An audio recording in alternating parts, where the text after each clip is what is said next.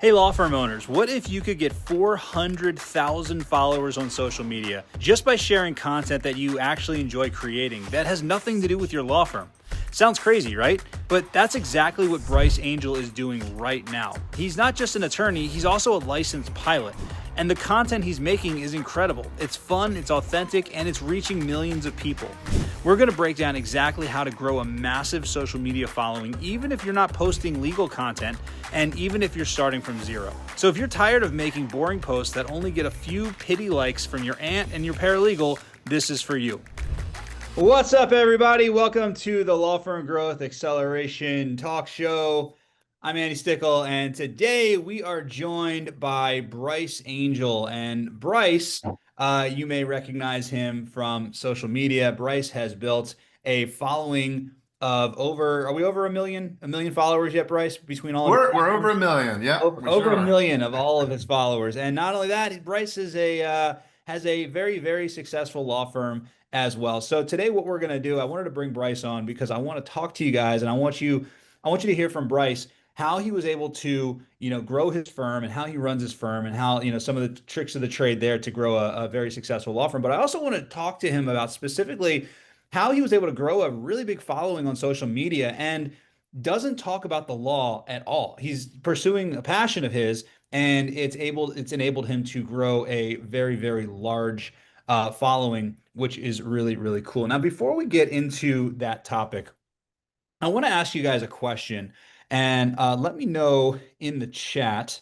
Um, I want you to let me know in the chat. Are you guys here for growth, for freedom, or for profit for your law firm? Let me know in the chat. Type growth, freedom, or maybe all three. Maybe you're here for all three. You're here for growth, you're here for freedom, or you're here for profit. So Paula said freedom, Stephanie said growth, Elizabeth said all three, Carrie said all three, Garrett said growth first, profit and growth.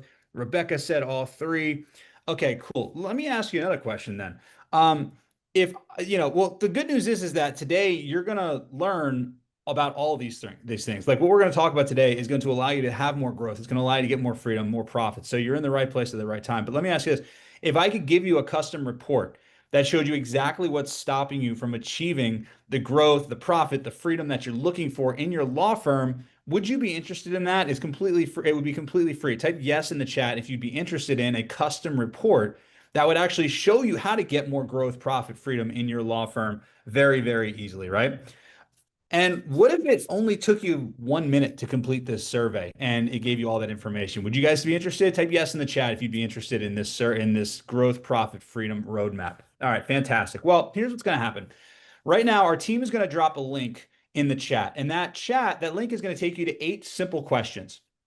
It's 8 simple questions for you to answer. They're mostly multiple choice. And when you answer these 8 questions, then two things are going to happen. First, what we're going to do is we're going to give you a report with your GPF score, your growth, profit, freedom score.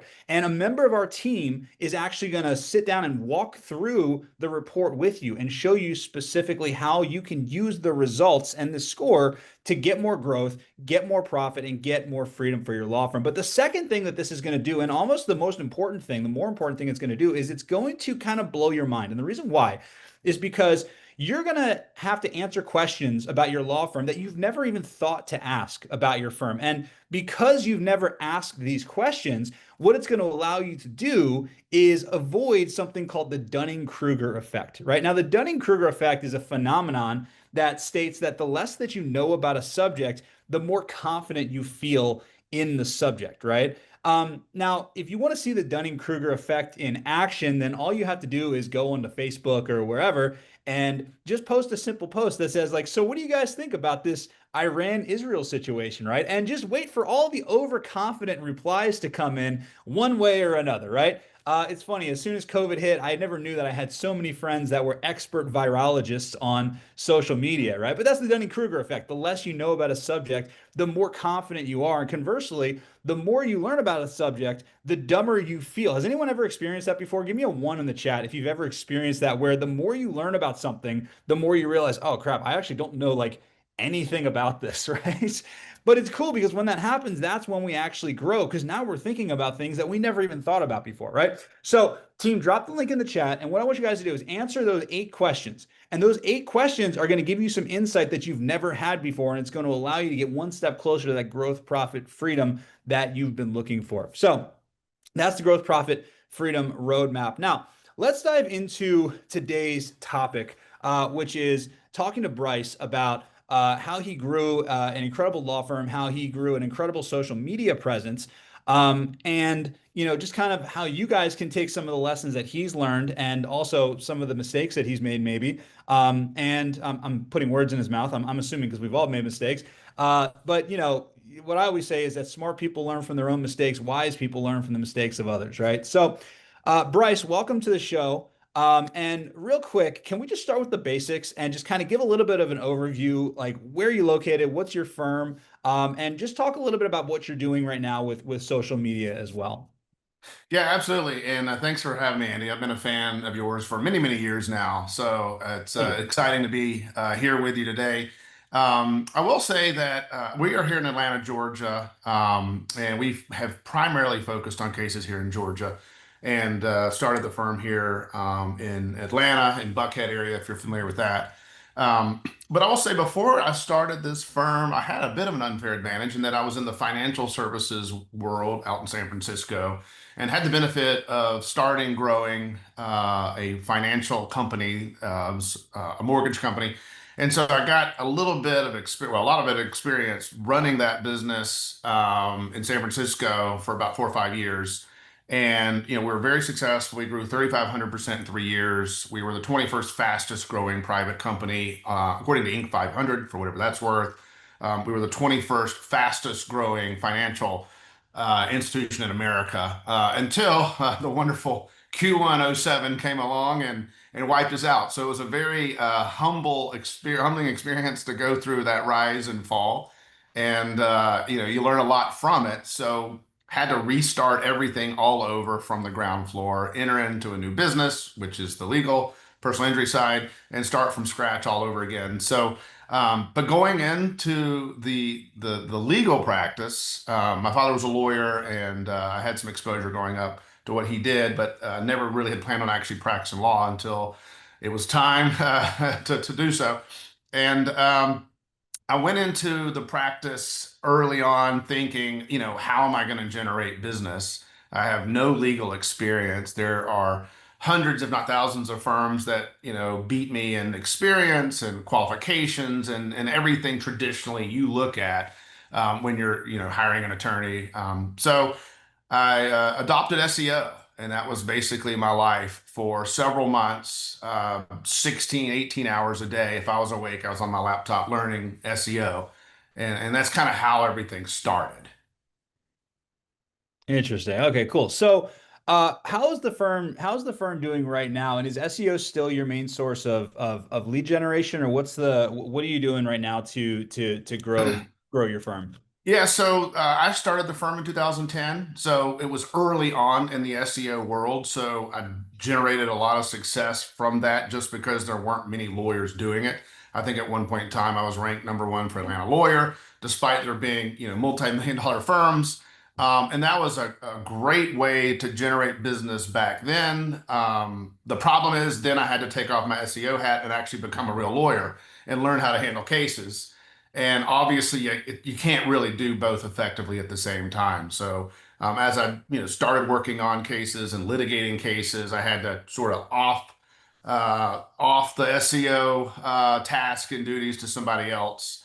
Now, to answer your question, nowadays I've really started pursuing the SEO, or I'm sorry, the social media side of things, only because it's like necessity is the mother of invention, right? SEO, at least for me, in my experience, has really faded out. Google has pretty much cannibalized their own space above the fold, so it's a pay to play pretty much. And so, the efforts have moved from SEO to social media, quite frankly. And it's my theory that folks want to hire somebody that they know or that they think they know. Mhm. And I think that's always been the case. People talk about, well, it's social media. Well, no, I think Everybody has always wanted to be able to find a lawyer that they know or they think they know or their friend or family knows. But social media has just made it so much easier to do that. Like back in the day, we didn't have all the social media, we didn't have all these connections, we didn't have this audience. So it truly was a word of mouth type referral, unless you saw, lawyers on traditional, billboards, TV, that sort of thing. So um, jumped into social media and was not very good at it. Not comfortable making videos. In fact, uh, I actually had a video shoot with you, Andy, maybe 5 or 6 years ago when you came up to Yep. Atlanta, and I just did terrible. Like I panicked. I'm like, this is not for me. I can't do this. I'm going home. I'm over it.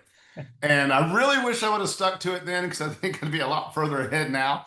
But we finally got here years later, and Yeah. I'm doing it. So the videos initially we posted, they didn't get a lot of traction. And quite frankly, a lot of lawyers really want to talk about the law because that's their Mhm. life, that's their training, that's their education, that's what they care about, that's what they know how to do, and that's what sets them apart.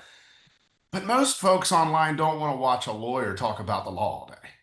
And so that was a real wake up call for me. And so I had to sit back and think about like, how am I going to build an audience? Because your message, it really doesn't matter if you don't have an audience. So for me, building the audience was the primary goal initially. And I had to pick a topic that I was, passionate about and that I thought might resonate and generate an audience. So I decided to choose aviation. Yeah, and that's actually a great point. Actually, you mentioned a few things in there that I actually want to come back to because um, they're very, very good points. The first is that this is the first thing I want to point out is that you said you weren't very good in the beginning, right? And your stuff didn't really work that well. And I think that that's actually I mean, most people are not good when they start. And the problem is that most people, they do one or two videos, and this is lawyers, this is everybody, right? You do one or two videos and you're not very good at it, and then you quit, right? And that's actually an advantage to everybody that everybody sucks at first because most people, and it's just human nature, most people are not willing to suck long enough to actually get good at something, right? So the key is to stick with it. And the key is consistency. Bryce, how many videos do you have at this point? I would say hundreds at this point. And, Mhm. going on what you just said, I remember an old saying, you got to be a disaster before you can be a master. And I was certainly a disaster Yeah. in more ways than one, trying to produce my own video content. But now, really, I'm pushing out content weekly. Mm. There is some legitimacy to frequency of posting. And so I think that's probably one of the biggest challenges that lawyers face. Yeah. How am I going to find time to generate this type of content this frequently? And I think that's one of the biggest challenges. Yeah, yeah, and it's also when you look at the law of numbers and you just look at human nature, there's a statistic that I absolutely love. It's about podcasting actually, but I think it's applicable to everything, and that is that um, only 10% of people that say they're going to create a podcast. Now, this is specifically about podcasting. I think it applies to video. I think it applies to blog posts. I think it applies to everything, right? But only 10% of people who say they're going to create a podcast ever get to episode 3, right? So if you have a hundred people that say they're going to create a podcast, only 10 of them are even going to get to episode 3. In fact, if you look at the Apple podcast store, there's 2 million podcasts. 25% of them only have one episode ever updated, right? 25% of them. So if you get to episode 3, you're already in the top 90%, right? But then there's a crazy statistic of the people that make it to episode 3, only 10% of them will make it to episode 21. So the way that I look at things is I basically just live my life in 21. And I'm like, look, if I can get to 21, then I'm already in the top 1%. Because what that means is that if 100 people set out to create a podcast or create videos or whatever, only one of them out of 100 is going to get to episode 21 or video 21. So to Bryce's point, you don't have to be the best. You just have to be consistent. And what's funny is that when you do things over and over and over again, it's hard not to get good at it at some point, right? But I think the advantage also is that it humanizes you, like Bryce said. So Bryce, when people see you in like just in the real world? Do people come up to you and recognize you and almost treat you like you're a celebrity? Yeah, I mean they do, and at first it was kind of odd and it was a little strange. Sure. But in the end, the goal is to create an audience. So it was at that point that I realized I just need to thank these people for coming up, saying hello, and watching the content. Hmm. And really, it's a great way to build a relationship with somebody because in my business, at least here in Atlanta, statistically, they're likely to get involved in a motor vehicle accident. Hmm. Yeah, yeah, And exactly. just having that interfacing opens up a lot of opportunities. And of course, on the aviation side, if I'm flying somewhere, I know the controllers or the controllers know me, and it's an interesting way to be out there. It's very strange because it's generally only people in Hollywood historically have been noticed in public and that sort of thing. But then you start building a social media following, you start running into people. It's also a little scary because you have to be very careful what you do. You have to be Yeah. careful what you say because you never know who's Yeah. watching. But it certainly opens up a tremendous amount of opportunity. Yeah, it's funny. I remember one time I was at the Denver airport and I got a DM from somebody on Facebook that said I was sitting at my gate and they said I see you at gate D7 or wherever I am.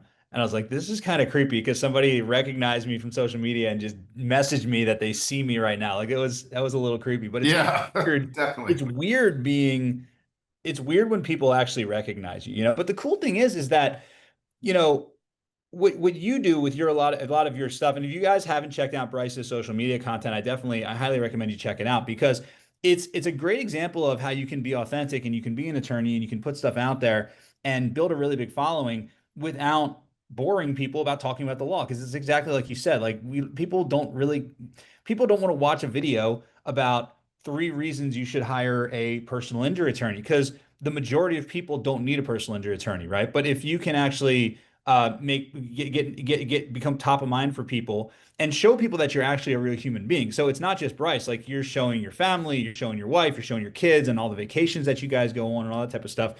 What that does, I personally believe, and I'd love to hear your experience on this. Even if you don't get clients directly from it, people Google you, people research you. Have you found that people have hired you because they've seen your content, even maybe they weren't aware of your content beforehand, but they've hired your law firm afterwards because they've seen they've seen your videos and because of that it's helped you with conversions?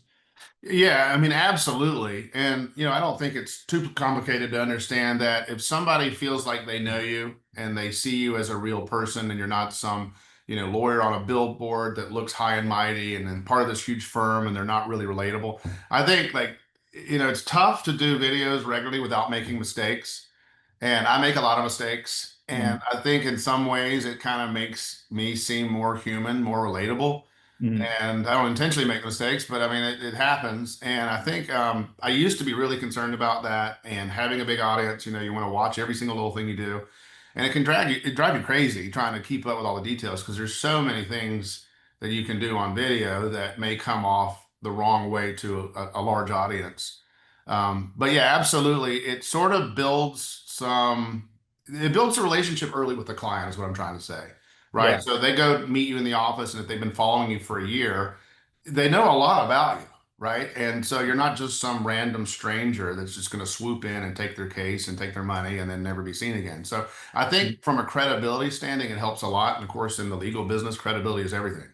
Yeah, yeah, for sure. And I mean, I think people, you got to remember, there's a lot of psychology that goes into this, right? Because when people come to hire a lawyer, for the most part, it's not good news, right? It's very like Bryce, when somebody comes to hire you as a personal injury attorney, it's usually not because they're having the best day, right? Somebody Right. was injured, somebody was killed, I mean, like it's bad stuff, and obviously you don't do like if you're a family law attorney, people are served divorce papers and their families are splitting up and or they got arrested and they're looking at jail charge or looking at time potential jail time or whatever. Usually it's not good news when somebody comes to an attorney. So to hiring an attorney and what they want is they want to they want somebody that's going to make them feel good, right? They want somebody that's going to make them feel because you got to remember people hire based on emotion. And one of the best things that you can do is give them that calming sense that they're in good hands. And for some reason, I don't know why, but for some reason, people that are more at that celebrity level, those are people that people trust can help them more. And I always give this example, right? So I want you to think about this. Imagine that you have a law firm, which most people on here have a law firm. And then I think Kim Kardashian just passed the bar exam, right? In California. I think she just graduated law school. Maybe she's taking the bar exam, right? But imagine Kim Kardashian comes and opens up shop right next door to you, same practice area, same building that you're even in, and she puts up a thing a law firm, right? Who do you think is going to get more clients? Let me know in the chat. Do you think it's going to be you, or do you think it's going to be Kim Kardashian, right? And then at that same token, who's a better attorney, you or Kim Kardashian, right? It's probably going to be you, right? But for some reason, because they have that recognizable face, because they have that relationship with Kim Kardashian, she's the one that's going to get the clients, right? And the cool thing is that we kind of have a level playing field where everybody can do this right now, and it's really really cool. So, Bryce, what I wanted to ask you about real quick is, um, what are like the biggest lessons that you learned in terms of creating content that people actually care about, that people want to watch? Because I know a lot of lawyers have put up videos and people just they just get 20 views and then it doesn't go anywhere and they kind of get frustrated and it fizzles out, right? So what have you learned about creating content that people actually want to watch?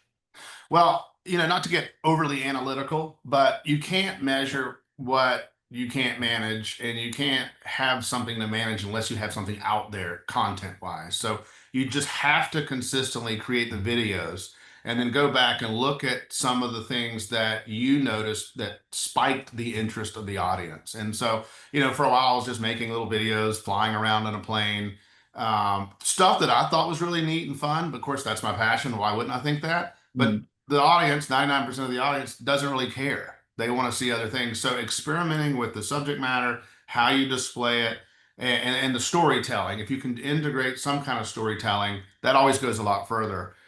For me, it was kind of accidental because I was making all these videos and decided to say to make a video about the family and bring in, the interactions and the kids and things that we like to do together as a family and just share that. And ultimately, even though there was a plane involved, it was the story, the lifestyle with the family, and the interaction that people actually embraced. And yeah, because so, you're not necessarily creating stuff about like, okay, here's how you fly the plane, here's where the button is for the landing gear. You're yeah. Well, stories and about your I've family. created videos like that because Yeah. I thought it would be interesting to share. And of course, there's a very small percentage of people who are pilots, and they appreciate that. But overall, the grand audience isn't really concerned about how you control your mixture on a Lycoming engine, right? They don't care about how you pre-flight a jet.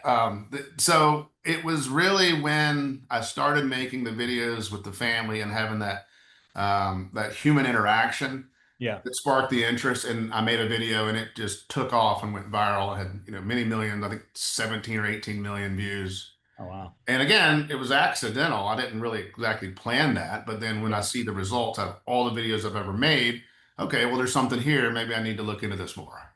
Yeah, and I think that also lawyers are kind of put up on this pedestal, right? And I think lawyers don't even realize it, but most people don't engage with the law. I mean, most people maybe hire a lawyer one time in their life. And like I said, it's not a good situation, right? So when people look at lawyers, and especially, if they have the stereotypical view of lawyers from what they see on TV shows and in movies and things like that, they don't really know that lawyers, it's gonna sound weird, they don't know lawyers are like human, right? Lawyers are just like everybody else, I mean, you're just people. But there's this perception that lawyers are on this like pedestal. They're almost like intimidated, or they're like intellectuals and stuff like that. But if you can actually show that not only are you a real person, not only do you have a family, not only do you make mistakes, like nobody's perfect, I mean, it's like and a great thing you talked about you're worried about making mistakes, but what I would say is that, and I've experienced this in my videos, and maybe you've experienced this as well. I'd love to hear your opinion on this. When I like screw something up in a video, or if I make a mistake, sometimes that's actually even better. Like one time I remember I was filming a video and my dog came in the background, was like barking like crazy, right? And I was like, crap, and I just didn't edit it out for some reason. And that video actually took off and everybody's like, oh, cool. Here's a picture of my dog. What kind of dog do you have? What's your dog's name? And like all these things that are like, what we seem to be flaws are actually things that make people realize that we're human and draw us closer. Have you experienced that? Yeah, absolutely. It's funny too because making the mistakes sometimes feed the algorithm, and the old marketing adage is, it doesn't apply perfectly, but if it bleeds, it reads. Hmm. And unfortunately, what I've discovered working with the social media platforms is that the algorithm weighs certain things more than others. And a lot of that are mistakes Hmm. or negative comments or things that really spike emotion. So Hmm. the ones that have had the best traction sometimes have had the worst comments and the Hmm. most criticism. Yeah. But then there's some benign mistakes. Like an example, I was talking about flying in a Telluride, and I said the airfield is, 9,060 feet or whatever it was, and the sign, the video shows 9,070 feet. Hmm. And that mistake started prompting people, "You're an idiot! Like you got Yeah. it wrong. It's right there on the sign. Yeah. You got me." But it fed the algorithm, and it went viral, and millions of people saw it. So, to your point, I think the mistakes further the humanity, make you more relatable, and the algorithm rewards it.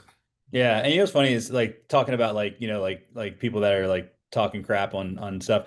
How do you deal with negative comments? Do you let it bother you? How do you? I have my opinion on this. I'll share it in a minute, but I want to hear how do you process all that? Like, what's your thoughts on negative comments and things like that? At first, yes, it did bother me quite a bit. And then I started, watching podcasts for other folks that are far more successful than I've ever been in social media, and I kind of wanted to see how they dealt with it. But number one, there's too many remarks, too many comments, too many DMs to respond really to anything anymore. Mm, There's like hundreds of thousands coming in, and so just had to kind of put up, a blinder on it. I don't really read the comments much anymore at all yeah, because there's no way to cut it. If you read a bunch of negative comments about you, it's going to have a psychological impact on the negative yeah, side. So I just don't really read it anymore. I think there's a lot of folks that say, well, if you can have somebody help you respond to them, that further, creates more virility for your videos. But for me, I just let it all go. And honestly, I mean, it's weird, but some of the ones with the worst comments are the best performing, and I've had the most actual results and contact referrals. yeah. And you know what I found? Like, so it's funny. I was listening to Joe Rogan one time, and love him or hate him, he had a great quote. He was like, Michael Jordan doesn't leave YouTube comments. You know, like so Right. Michael Jordan's not out there leaving comments on LeBron James video, like, oh, So like one thing that I've noticed, and I mean, I get a lot of stuff. It's so funny because I'm not a lawyer, but we put a lot of legal content out there, and so many people like think I'm a lawyer and people don't like lawyers. It's funny. I don't know why, but Yeah. a lot No, of negative comments about me being a lawyer. So what's funny is I started looking and I realized that I have never once found somebody doing better in life than I am who is taking the time to talk crap about me on a video. It's usually people that are just not doing anything themselves. So I actually shifted my perception when I get negative comments and things like that. Yeah, people dislike lawyer. Yeah, James nailed it. People dislike lawyers until they need a lawyer, right? And I actually have reframed it. When I get a negative comment, I actually almost feel bad for that person because it's like, well, what's going on in their life that they need to stop what they're doing to comment to comment something negative on my video, right? It just doesn't even occur to me to do that to other people. If I see a video I don't like, I just move on, Like I just don't. yeah, And well, that's sometimes I yeah. try to remember that, accusations are often confessions. Yeah, yeah, yeah. It's a lot of projecting, right? Right. A lot of projecting. Yeah, yeah. Okay, cool. So let's talk about your law firm because obviously, I mean, you've run a very successful social media platform, but you've also grown a very successful law firm, and the law firm even came before social media, right? So let me talk a little bit about your law firm. So, you know, you obviously you have the marketing and you're using social media right now, but when you're getting contacts, one of the things that I always talk to lawyers about is, the easiest way that I've found for many lawyers to just double their revenue and make significantly more money and more importantly more profit is their intake. So one thing I wanted to talk to you about is how do you handle the intake for your law firm? I know you have some special software that you use for it as well, but I wanted to kind of get your take on that because intake is such an important part of growing a law firm. Honestly, probably even more important than lead generation because if you have good intake, you can turn more leads into clients. So what's your take on intake? Yeah. Well, obviously, everybody knows that the PI business is extremely competitive. To further your point, it is probably the most important thing you can do as a firm because the advertising budget for high volume personal injury firms or even mid volume, it can eat you alive very quickly. So you've got to preserve and squeeze as much as you can out of your lead calls. So whenever we have a lead come in, it's first of all, we have to have an intake department that's been properly trained. And going back to what you said earlier, these clients hire on emotion. So I always train the intake personnel to be really good listeners. Mm. And I explain to them that sometimes being quiet is the best way you can sell a client on coming to the firm. Hmm. It's a strange thing. Most of us are type A personalities, especially the lawyers, and we jump on the call and somebody says, "Hey, I was injured," and it's like a trigger. We just start running with why we're so great, all of our experiences, where we went to school, what kind of cases we worked off, what are our results. But then the client doesn't care about any of that. It's so Hmm. we have to suppress that, you know, need to go full board salesman and just listen. I mean, I think some statistics I've read is if it's a 70-30 percentage of speaking, meaning the caller's the 70%, you're the listener at 30%, is kind of a good ratio if you're trying to get analytical on it. Yeah. But listening and being empathetic to me is the most important thing for the intake person. And so Yeah. Yeah. teaching them that. Yeah, yeah, for sure. There's a concept, there's a quote that I heard many years ago when I was just getting into learning about sales, and it's he who talks the most makes the least, or Yeah. she who talks the most makes the least, you know? And it's funny because a lot of times we'll hear a trigger, right? We'll hear like, oh, this person rear-ended me or whatever, and then we hear that, and then we just want to go, yeah, yeah, yeah, yeah, and just like talking, and, but really again, people don't remember what you say, they remember how you make them feel.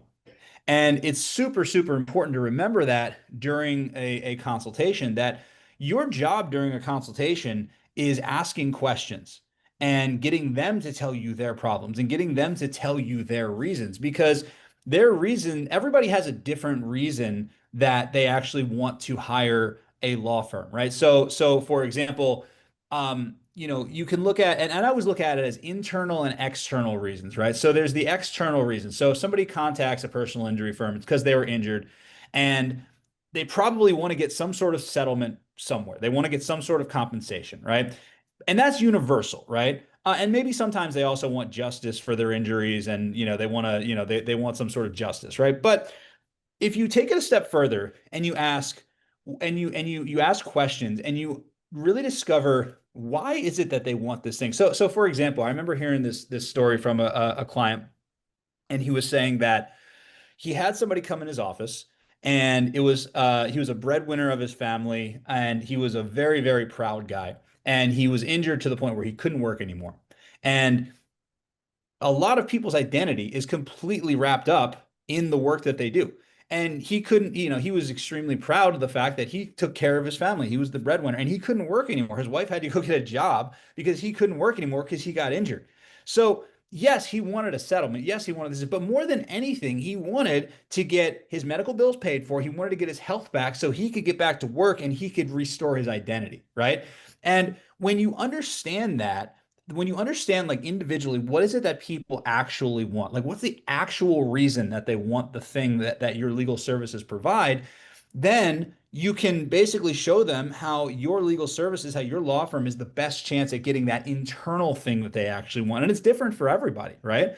But the only way you can discover that internal thing is by actually listening and by actually asking them questions and asking the right questions that's going to find out what's actually important to them. I always say that, in marketing, there's three things that you should be talking about. It's what do they want, how do they get it, and what's their life going to be like after they get it.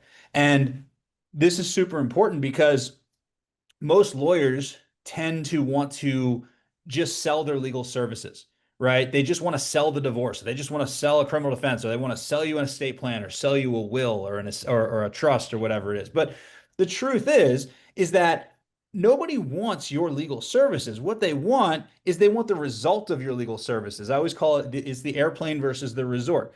Do people want to get on the airplane or do they want to go to the resort? Maybe that's a bad example with Bryce, Yeah, but that's a bad example for yeah, bad me. example with you. But if we're talking about commercial aviation, I hate flying. Like I don't like flying. It's you got to go to the airport. You got to get to the airport Yeah. 2 hours early. You got to go through TSA. You got to go find the gate. All that stuff. I don't want any of that. I just want the resort. I just want to be on the beach, with my toes in the sand and a drink. That's what I want. And that's what your clients want too, right? Nobody's ever woken up in the morning and been like, "Oh man, I can't wait to get divorced." Ever since I've been a little girl, I've dreamt of this divorce. Like nobody wants that, right? What they want Right. is they want to escape an abusive spouse. They want freedom. They want to start a new relationship. They want to have a relationship with their kids, but they don't want a divorce. Like the number one thing that divorce clients say is, "I just want this over." So when you can identify what's the thing that they actually want, then what you can do is you can focus in on that. You can show how your law firm is the best chance of getting that thing. But the only way you can do that is by letting them talk and letting them talk and letting them talk and just asking questions and asking questions. Um, so yeah, I mean that's super super important. So how do you handle like what about intake? Like how big is your intake team? Walk me through kind of some of your intake processes. Yeah, so as you mentioned earlier, we built a platform called Co-Counselor, and it monitors and manages all of our different lead sources, whether we have unique 800 numbers that funnel the prospects in, or their lead forms or social media forms. They all go into a centralized platform. And the reason that's important is because now, once it's in our system, it allows the intake person to view all the information. So we track, the call, the source, the caller ID information, record Mm, the call, and they're live updating that lead within minutes of it coming in. So any intake person that we train, we speak in terms of seconds, mm, not minutes, mm, because as everybody knows, it's a very competitive space. And while they're shopping you to be their attorney, they're getting inundated with emails and radio ads, TV ads, billboards, all of those things. So if you wait, you're going to lose the client. There's no question about it. And if you get them on that call, you want to make sure that you get them all of the information that they're needing, and to get them confident that you are their choice. And so we use systems to help do that. Obviously, the intake person's on the phone, but if they miss the call, well, what do we do when we miss an intake call? That's a very expensive call if we're using advertising. And yeah. so we'll call them 3 times, we'll email them 3 times, we'll text them 3 times, will inundate them, because that short period of time within that first few hours is kind of the hot spot. Like Mm, if you don't sign them up within those first few hours, the likelihood of you signing them after that goes down exponentially. In our business, unlike say family law, where they're shopping around, they have time to think about it. These folks are generally calling us within minutes of this incident occurring, because they're so well educated on what to do when they're in a car accident, right? Because they mm, see the billboards, they see the TVAs, they know what they need to do. They need to call a lawyer. So we have to make sure that we're available. And so you have to be sure that you have enough intake people to handle the incoming calls so they don't miss a call, because a missed call, as soon as you miss a call, the chances of signing them go down dramatically. yeah. So that's super important. Yeah, MIT did a study, and I think it's people that respond to inquiries in 5 minutes or less. I think the odds of them acquiring the customer, and this isn't just for law firms, this is for all businesses, but if you can respond to a customer in 5 minutes or less, your odds of acquiring that customer go up by like 800% or some just insane Mm, number like that. yeah, it's It's, insane. yeah, it's success loves speed. Now something that's interesting that you said is you call 3 times, you email 3 times, you text them 3 times. Um, this is actually something that I am a huge proponent of, but I know that some lawyers are kind of like, I don't want to pester people. I don't want to bother people. Like I don't want people to, but like what's your take on that? And what do you find that people get frustrated that you follow up so much or tell me a little bit about that because It's a good question, and this is something we've been concerned about forever, because we don't want to leave a bad taste in their mouth if they Mm, initially call us. So anytime we reach out, we try to offer some value that could mm, help them. So not just like, hey, I missed your call me back. We can call them and we can say, hey, I know that you were in a car wreck. Make sure you remember to do XYZ. Super mm, important. mhm. If you don't hire us, make sure when you do hire somebody, you ask them these questions. If you Yeah. send a text message, make sure you're offering value in every reach out. Mm, And that, in my opinion, increases your conversion rate, right? Because you're yeah. not just bugging them to call you back, hey, you missed the sale kind of mentality, right? Mm, It's offer them value every time you reach out. And of course, it goes without saying that you want to call them back. or you want them to call you back. Like you don't have to tell them that. So I don't see the point in doing it. I just call them and say, hey, I know you were just in a car wreck. This is something that we've noticed with our clients has been happening, and I don't want it to happen to you. Yeah, And especially if and they kind of approach it contacted that way. you. If they contacted you, there's no, I mean, it's not like you're cold calling them. They contacted you, you're calling them back. Right. It'd Yes. be rude not to call them back, You'd be very rude not to call them back, but it's a What? bonus if you give them some value. Yeah, and what period, what's the time frame that you typically do all these calls back? Probably I'd say 24 to 36 hours. Okay. But we hit them the first day, probably two, and the next morning, the third, Got it. Got it. just to Okay, give them cool. a little bit of time to kind of, Yeah. if they're So out of a bad coverage area or something, right? We don't want yeah, yeah. So it's funny because like the first time I ever heard about this strategy is from an old client of ours. And it's funny because we were running, he's a DUI attorney actually. And we were running DUI campaigns. We had two DUI campaigns. One was in it was either New York or New Jersey, somewhere up north, and the other one was in Florida. And both of the campaigns, they were identical campaigns, same ads, same landing pages. It's just two different law firms. And they each generated 300 leads. And one of the attorneys generated 0 cases from 300 leads. The other one generated 75 cases from 300 leads. So I called the first attorney. I was like, I was like, how did you not, like, what happened? How did you not get any cases? He's like, well, I called them back, but they just didn't answer the phone. I couldn't get them on the phone. I was like, well, how many times did you call them? He's like, I called them once. I said, okay. So I called the other attorney and I'm like, how'd you get 75 cases out of 300 leads? That's amazing. And I was like, I talked to somebody else. We were in the same campaign and they said they couldn't get anybody on the phone. And he just kind of laughs. He's like, yeah, nobody answers the phone the first time. He's like, you got to call them over and over and over again. I mean, there's like a billion robo dials every single day. People don't answer the phone. So we have this really cool strategy that we use, and it's called three times three ways. I was like, what's three times three ways? He's like, well, on day one, they contact our firm. So if we don't talk to them, they get a text message, then they get an email, then they get a phone call. And then on day two, if they still haven't heard back, they get a text, they get a call or a phone call, and then they get an email.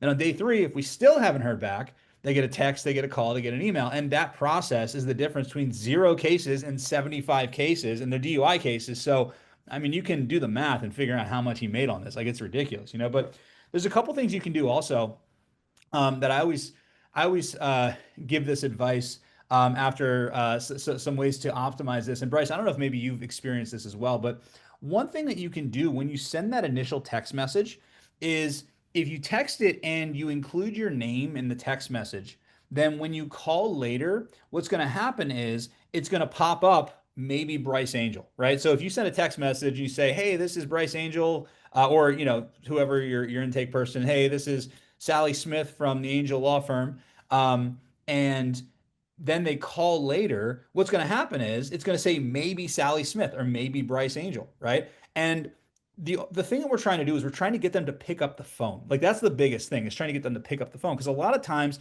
we all get those calls from a number that has our area code in it. And usually if I see a number that has I have a 407 area code, if I see a 407 area code number, I know it's spam. Like I know it's spam.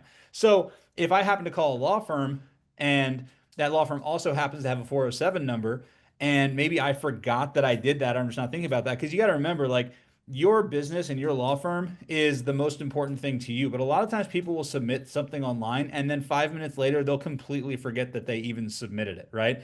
So you have to give them reasons to pick up the phone. So that's a big one. And then another thing that I learned and this is actually something that we learned from our partner, Ethan Ostroff. Ethan runs Attorney Assistant, which is a company that SMB team is partners with.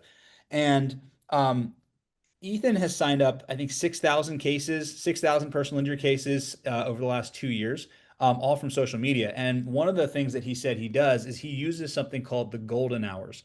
And the golden hours is from 5 to 9 p.m. on Monday through Friday and on the weekends. He signs up probably 65% of his cases by calling from 5 to 9 and on the weekends.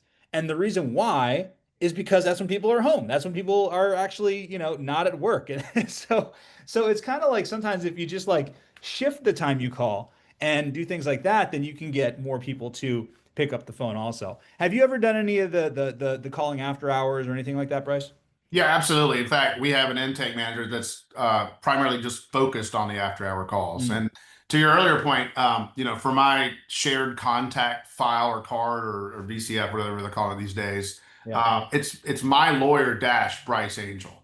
So Okay. when they save it in their phone, it's my lawyer. It's their Oh, lawyer. cool. And so it just kind of makes that connection. And if they're ever, searching for contacts for a lawyer in the next 6 months, a year, whenever it is, it pops up my lawyer. Oh, there's my Yeah. lawyer. And then it just, I don't know, it's one of those goofy little things, but I think it makes a difference. It's one of those like psychological triggers where it's Yes, you're planting in that this is your lawyer. You're planting that's in right. your lawyer, Yeah. I love doing stuff like that that's kind of like embedded things. I had this idea a long time ago where it was basically and actually Bryce, I can't remember. Did you get the plastic business cards? Did I give you that idea, the Yeah, plastic I did. business cards? Yes. How did those work Yeah. out Years for and you? years ago, I did that. And everybody just, they feel like they can't throw them away. Yeah. Yeah, yeah. Right. So they hang on to them. They just sit around, I guess. Yeah, so what Bryce is referring to is a long time ago, I found these like plastic business cards. And they're business cards that they basically feel like a credit card. And you get them from a website called plasticprinters.com. You have to get them from Plastic Printers. And I don't have any affiliation with plasticprinters.com, but plasticprinters.com has the best quality ones, right? And you have to get them from there because those are the ones that are actually nice. And what they are is they're business cards, but they feel like credit cards.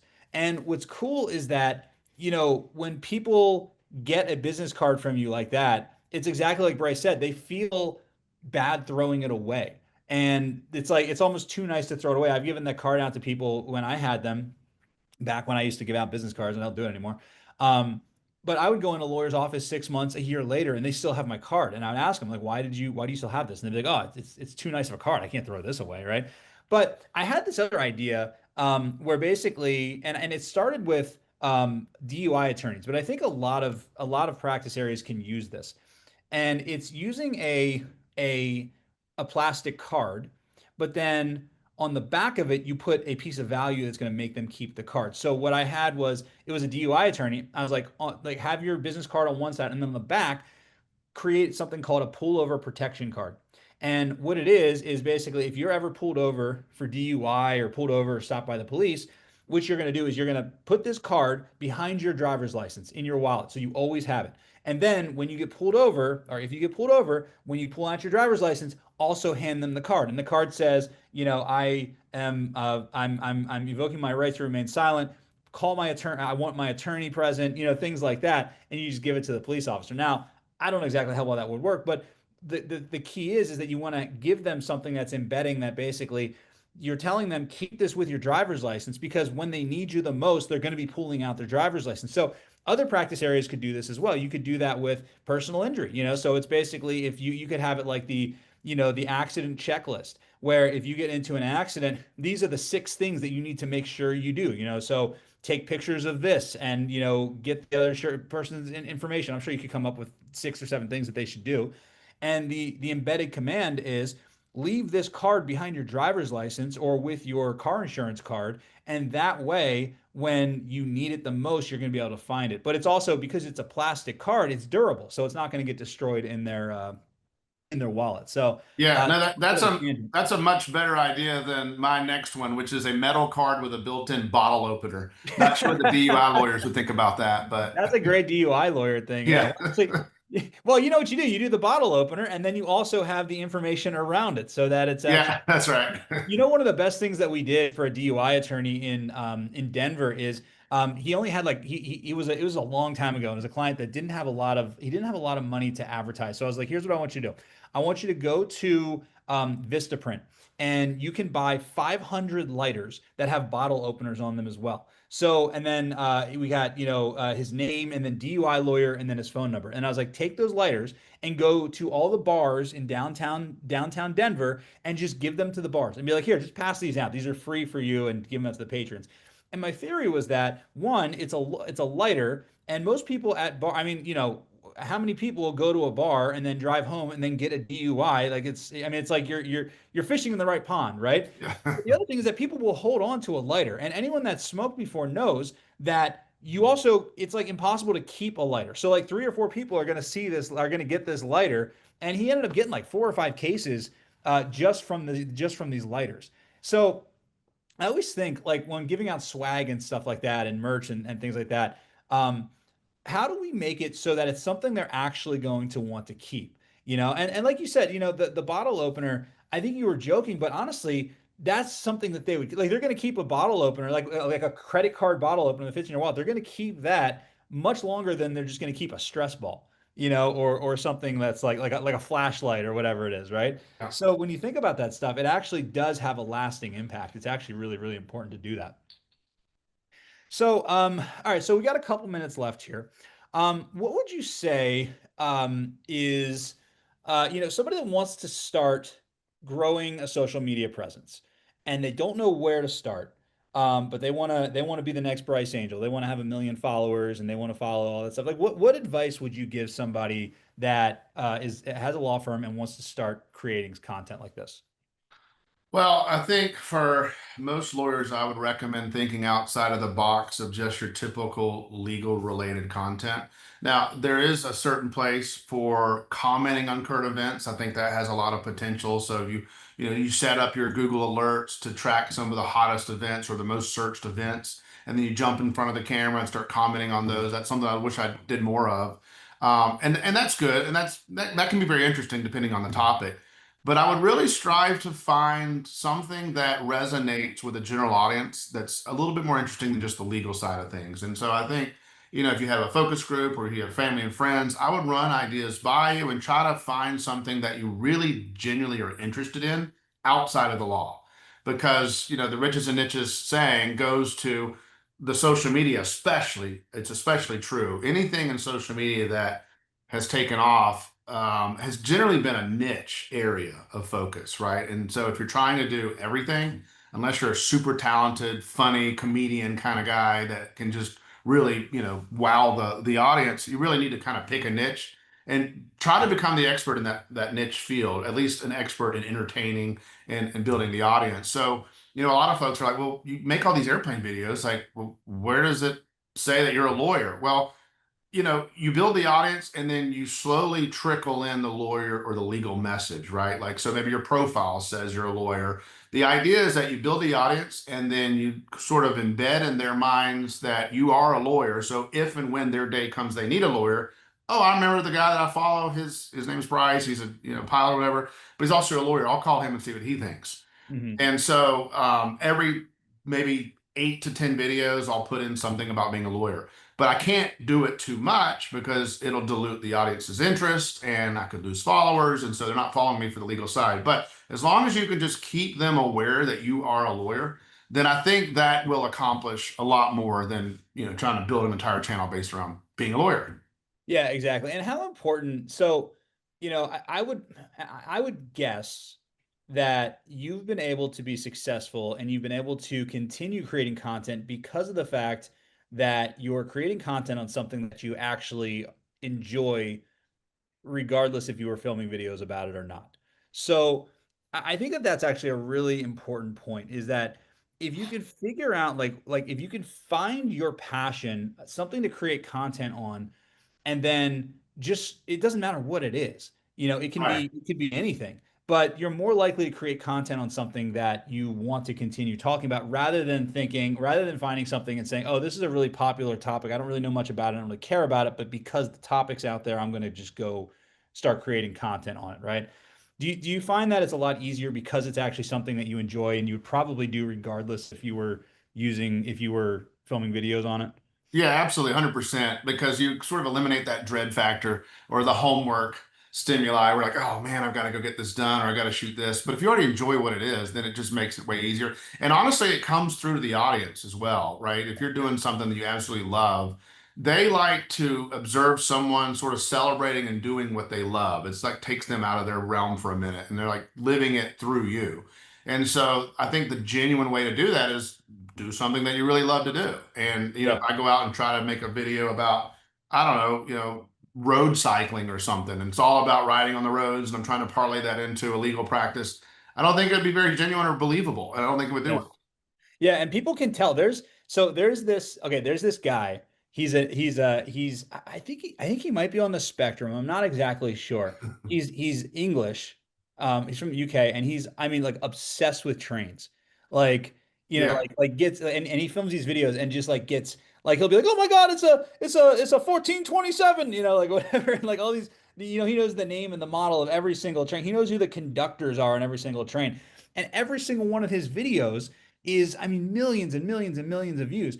And I don't even necessarily like I don't even really care about trains, but I watch every single one of his videos. And the reason why is because it's so infectious watching somebody that's actually passionate about something and like how excited they are. The guy's name is Francis something. Like I would encourage everybody to just check this out because it's like who would have thought this guy could built like millions and millions of followers just by like watching trains and like watching him watch trains. It's really really crazy. Yeah. So Bryce, real quick, I want you to talk about co-counselor a little bit because I know that co-counselor is actually something that's really helped you sign up a lot of clients, and it's something you created. So why don't you tell everybody about co-counselor and maybe you have like an offer for them or anything if they want to check it out Well, themselves. yeah, I mean, if I had to list some of the top, say, three things I would do in starting a new law practice, it would be creating a system. And so, coming from San Francisco, building software for the financial company, I had a lot of experience doing that. I'm a little bit OCD, so I like everything to be systemized. And so, building the platform, CoCounter, saw that need. So I demoed all the platforms out there. I didn't see anything I really liked that served the purposes that I required from intake or beginning of the ads or the marketing, all the way through litigation, all the way to closing out the case. There really wasn't anything that was out there that I liked. So I built this in real time, basically experimenting on my staff, and I'd create new fields and say, "Hey, what do you guys think about this?" And they, "Bryce, that's terrible. Get rid of it. It doesn't help us. It slows us down." Like, okay, sorry. Let me go back to the drawing board. And every now and then I'd come up with a good idea. And they're like, okay, well, we'll use that if you can do this, this, and this. So it wasn't like I hired developers offshore to go out and just build an app for lawyers. It was built from the internal use of an actual law firm that's up and active and practicing. So for me, the system was important. And the system also provides a blueprint on how to handle a case from start to finish. So I would bring in summer intern attorneys, I'd have summer paralegals, and the system was intrinsically valuable for me to train them on because it compartmentalized the different phases of the case. And so you have your intake phase, then you have your new client phase, and you also have a lot of automation built in. And so for me, having that automation was extremely important, whether it's reminders, tasks, calendars, communication. We all know the number one complaint a client has about their lawyer, and that's communication. So a lot of the communication can be set up, automatically, or the reminders can be set up to tell the case managers to call the client automatically. And then, of course, for me, the analytics side was extremely important because now I can measure the marketing, I can measure the efficiency of the firm, I can measure the efficiency of the case managers, and kind of fill the holes where I see problems. So it's like a real-time dashboard to monitor the productivity and efficiency of your firm. And so I can't imagine practicing without a system. And if you don't already have a system, then obviously I would encourage you to go out there and demo, 3, 4, 5 systems to see which one suits you best. But that's super important to me, and I absolutely attribute that to the growth of the firm. And ultimately, my goal is to keep the client happy, right? And so all of these are just tools to keep the client happy. Because if the client's happy, you're going to be okay. Cool, cool. Yeah. So if everyone wants to check out Co-Counselor, we'll put the link in the chat. So you can check out Co-Counselor. That's Bryce's system that everybody can check out. And if you haven't taken the survey yet for the Growth Profit Freedom roadmap, then definitely do that right now. We got about 2 minutes left, and then you can complete it. It's only 8 questions, and you can complete it real quick, and then you can go back to work. And what it's going to do, again, as I said, is it's going to actually give you a GPF score, growth, profit, freedom score, which is going to score your law firm in terms of basically how equipped are you to add more growth, add more profit, and get some more freedom in your life, right? And it's also going to give you some questions to think about that you've probably never thought about for your law firm. So I highly encourage every single person to use the link that's in the chat to get that growth, profit, freedom score because it really does show you kind of some of the areas that you can improve. And then our team is a team of experts, and we can actually show you, okay, here's what you do with this information now that you have it. And here's some of the different ways that you can use this information to grow your law firm, to make more profit than you've had in a long time, and get some more freedom. So, Bryce, thank you so much for hanging out with us today. I really appreciate all the information, and congratulations on all your success. It's awesome seeing all the videos. I watch your videos all the time, and I really appreciate you sharing all this information with everybody. Yep, glad to be here. Thanks for having me. Awesome. Cool. All right, guys. Well, thank you guys so much. And we will be back next week with another episode of the Law Firm Growth Acceleration Talk Show. We'll see you guys later.